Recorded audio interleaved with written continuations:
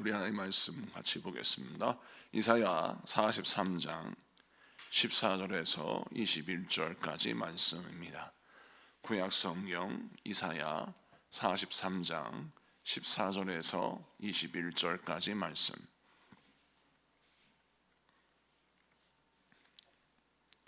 우리 다 같이 합독하시겠습니다. 합독하십니다. 시작. 너희의 구속자여 이스라엘의 거룩하니 여호와가 말하노라. 너희를 위하여 내가 바벨론에 사람을 보내어 모든 갈대아 사람에게 자기들이 연락하던 배를 타고 도망하여 내려가게 하리라. 나는 여호와 너희의 거룩한 이유 이스라엘의 창조자요 너희의 왕이니라. 나 여호와가 이같이 말하노라. 바다 가운데의 길을 큰 물 가운데에 지름길을 내고 병거와 말과 군대의 용사를 이끌어내어 그들이 일시에 엎드려져 일어나지 못하고 소멸하기를 꺼져가는 등불 같게 하였느니라. 너희는 이전 일을 기억하지 말며 옛날 일을 생각하지 말라. 보라, 내가 새 일을 행하리니 이제 나타낼 것이라. 너희가 그것을 알지 못하겠느냐? 반드시 내가 광야의 길을 사막의 강을 내리니 장차 들짐승 곧 승냥이와 다조도 나를 존경할 것은 내가 광야의 물을 사막의 강들을 내어 내 백성 내가 택한 자에게 마시게 할 것임이라. 이 백성은 내가 나를 위하여 지었나니 나를 찬송하게 하려 함이니라. 아멘.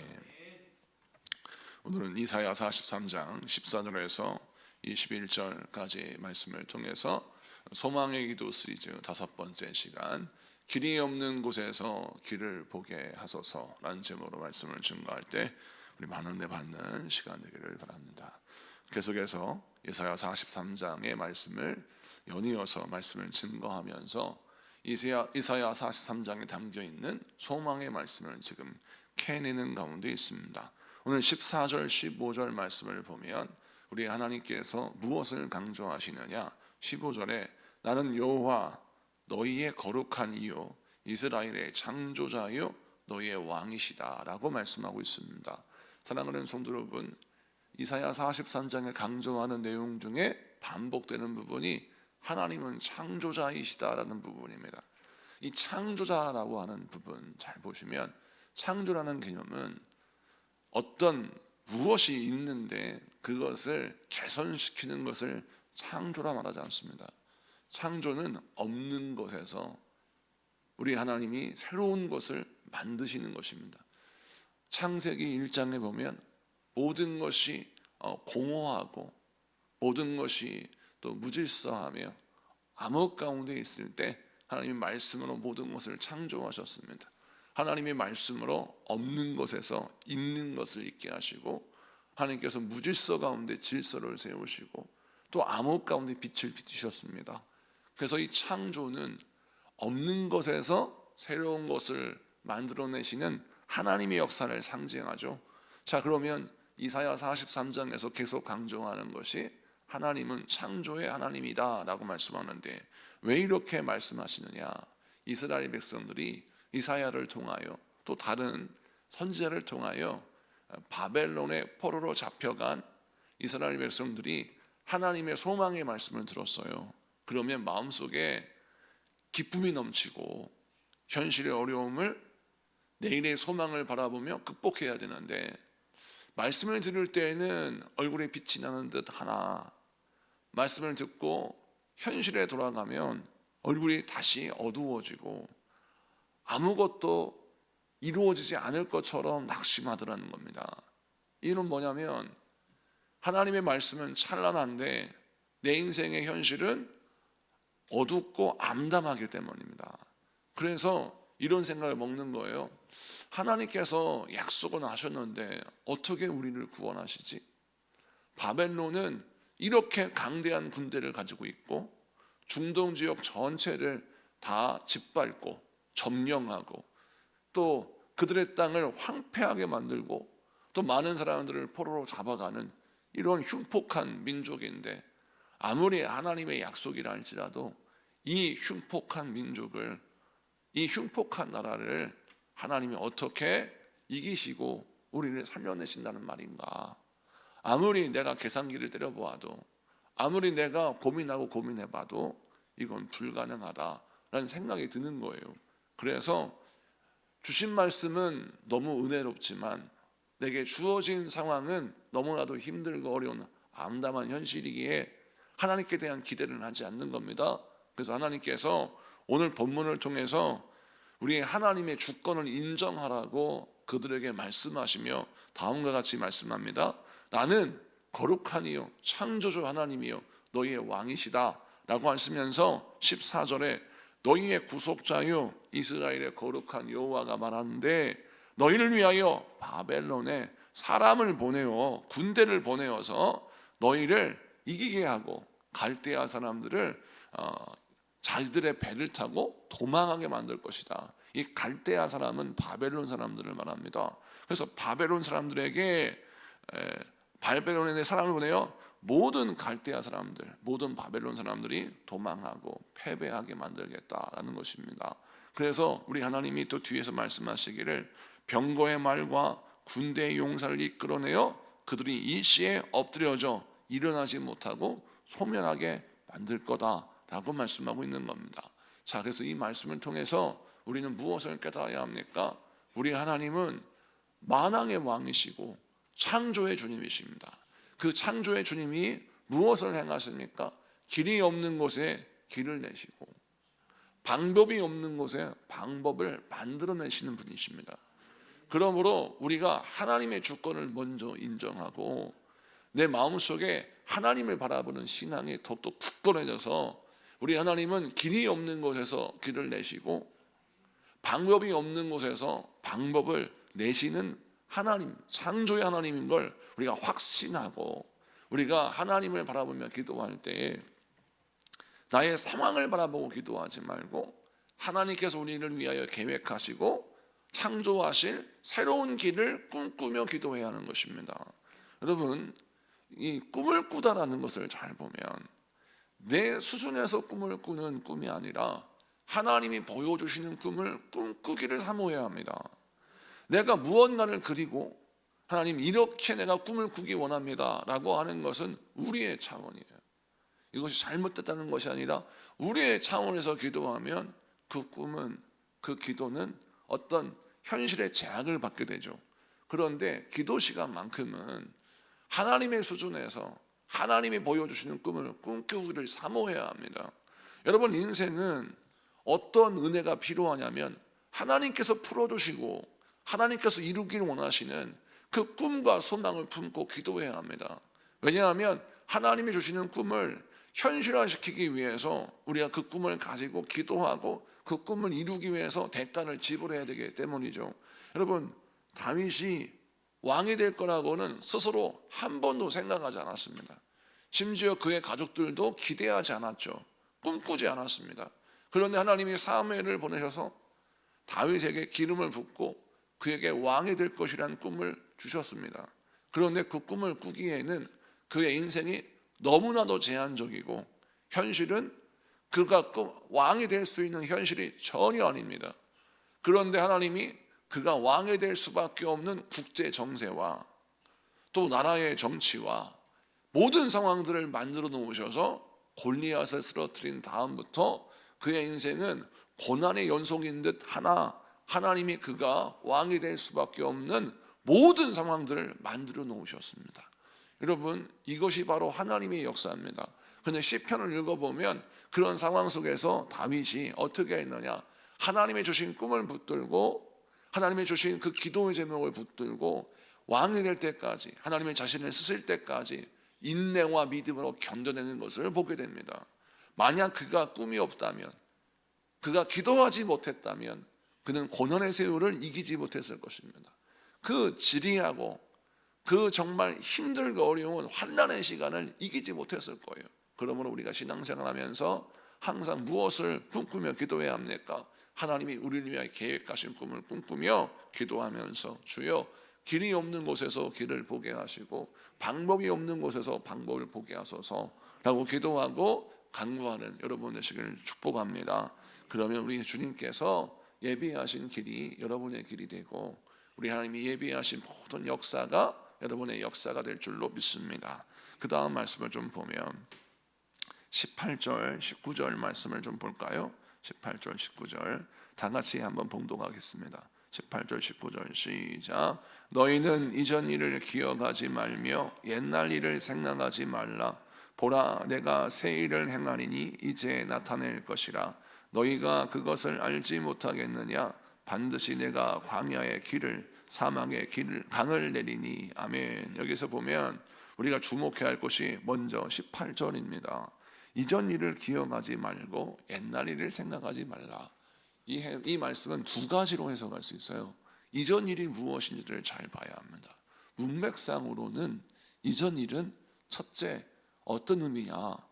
우리 하나님께서 이미 이사야 43장에 언급하셨던 물과 강과 불을 건너게 하셨던 출애굽의 사건, 출애굽의 기적들을 이전 일이라고 언급합니다.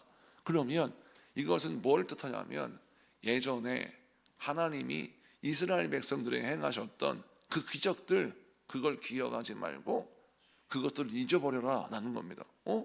우리가 생각할 때 하나님의 은혜를 기억해라, 하나님이 너를 위하여 행하신 일들을 기억하고 그것을 붙들어라 라고 말씀하시고 그걸 반복하셨는데 왜 이전 일을 그렇게 해석하지? 라고 궁금해하죠. 왜 앞뒤가 안 맞는 것처럼 보이니까 이 뜻은 무슨 뜻이냐? 이렇게 해석하는 겁니다. 우리 하나님이 앞으로 행하실 큰 일들은 과거의 일들과는 정말 다른 새로운 역사, 새로운 놀라운 길로 우리를 인도하셔서 물과 강과 불을 통과하게 하신 것처럼 더 신비한 역사를 우리에게 허락하신다라는 거예요. 그래서 과거에 이 출애굽의 기적에 갇혀서 하나님이 이런 기적은 행하셨지만 지금 시대는 출애굽의 시대가 아니지 않는가. 그러므로 오늘날 하나님은 이런 AI 시대에, 인공지능의 시대에 하나님이 어떻게 일을 하실까? 이건 불가능해. 왜냐하면 과거의 출애굽의 시대는 이렇게 물과 강과 불을 건너게 하셨지만 지금 AI 시대는 그게 통하지를 않아. 이런 생각에 갇히지 말라는 것입니다. 그래서 이전 일을 기억하지 말고 옛날 일을 생각하지 말라. 이것은 너희의 삶 속에 과거의 기적에 갇혀서 오늘날 하나님은 우리를 위해서 일하실 수 없다라는 생각, 이 착각을 내려놓아라. 보라, 하나님이 새 일을 행하실 것이다. 이런 의미가 첫 번째 의미고요. 두 번째는 이전 일과 이 옛날 일을 또 어떻게 해석하냐면 이스라엘 백성의 상황을 통해서 해석하면 이렇게 해석할 수 있습니다. 이전 일 옛날 일은 이스라엘 백성들이 상처받고 이스라엘 백성들이 예루살렘이 멸망하면서 겪었던, 그들이 정말 힘들게 신앙생활을 했지만 믿음으로 살려고 애썼지만 나라가 무너지는 것을 보았어요. 그리고 바벨론 포로로 끌려왔죠. 그때 받았던 상처, 아픔, 옛날의 기억들, 그것들을 잊고 생각하지 마라. 이제 새 일을 행하실 것이다. 이렇게 해석하는 것이 두 번째입니다. 첫 번째 해석이든 두 번째 해석이든 잘못된 해석은 아니에요. 모두가 은혜로운 해석입니다. 자, 그런데 이렇게 해석하는 이유가 무엇입니까? 우리 신앙인들이, 우리가 그리스도인들이 신앙생활하면서 성경을 읽을 때 어떻게 읽느냐면 나와 상관없는 옛날 얘기를 읽으면 이 말씀은 능력이 되지 못합니다. 그냥 감동만 줄 수 있는 역사책일 뿐이에요. 여러분, 성경을 그렇게 읽어서는 안 됩니다. 성경은 오늘날 나에게 일으키시는 하나님의 놀라운 기적을 맛보는 책이 되어야 합니다. 그래서 우리 하나님께서 성령 말씀을 통하여 나의 가정을 일으키시고 나의 인생을 회복시키시고 나의 인생 가운데 일으키시는 하나님의 놀라운 역사를 기대하는 그런 말씀으로 봐야 하는 것이죠. 그래서 항상 성령의 말씀을 읽을 때마다 오늘 이 말씀이 나의 사건이 되게 하여 주시옵소서, 오늘 이 말씀이 나의 역사가 되게 하여 주시옵소서, 오늘 이 길이 나의 인생길이 되게 하여 주시옵소서, 그런 마음으로 기도를 해야 할 줄로 믿습니다. 그래서 여러분 인생 가운데 하나님이 일으키시는 현재의 기적이, 현재의 역사가 여러분의 삶이 되기를 축복합니다. 그리고 과거의 상처에 갇히지 말라는 거예요. 과거의 상처에 갇히면 여러분 그 상처가 우리의 인생, 우리의 신앙생활의 스펙트럼을 가로막아요.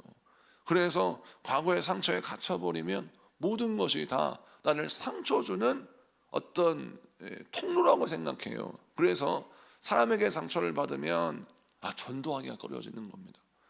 또 물질 때문에 큰 어려움을 당하면 하늘 앞에 인색하게 되는 거죠. 또 내 육신의 질병 때문에 고통을 당했다면 나는 아무것도 할 수 없어 라고 하는 연약함에 갇힐 수 있어요. 그런데 우리 하나님이 새 일을 행하실 것이라고 말씀하십니다. 이 말씀을 통해서 우리를 무엇을 깨달아야 합니까? 우리 하나님은 우리의 상처를 극복하고 뚫고 나오기를 원하십니다. 사람에게 상처를 받았다 할지라도 그 인간관계 속에서 복음이 건너가고 하나님의 은혜가 건너가기를 원하십니다. 그러므로 우리 하나님은 우리의 인간관계를 말씀이 건너가고 은혜가 건너가고 하나님의 역사가 나타나는 인간관계를 만들기를 원하세요. 우리 물질도 마찬가지입니다. 내 생존을 위하여 바를 수 있는 물질만을 요구하시는 것이 아니라 주님께서 쓰시고자 하실 때 주님께 마음껏 쓰임받을 수 있는 그런 물질도 허락하신다는 것이죠. 여러분, 육신도 마찬가지입니다. 육신의 질병에 갇혀서 나는 아무것도 할 수 없다는 생각을 하지 말고 내가 연약한 가운데 있다 할지라도 믿음으로 기도하였을 때 하나님이 나의 기도를 통해서 일하신다라는 꿈과 소망을 품고 기도하면 연약한 육신 가운데 이루고자 하시는 놀라운 주의 역사가 우리의 기도를 통해서 펼쳐지고 이루어진다는 것이죠.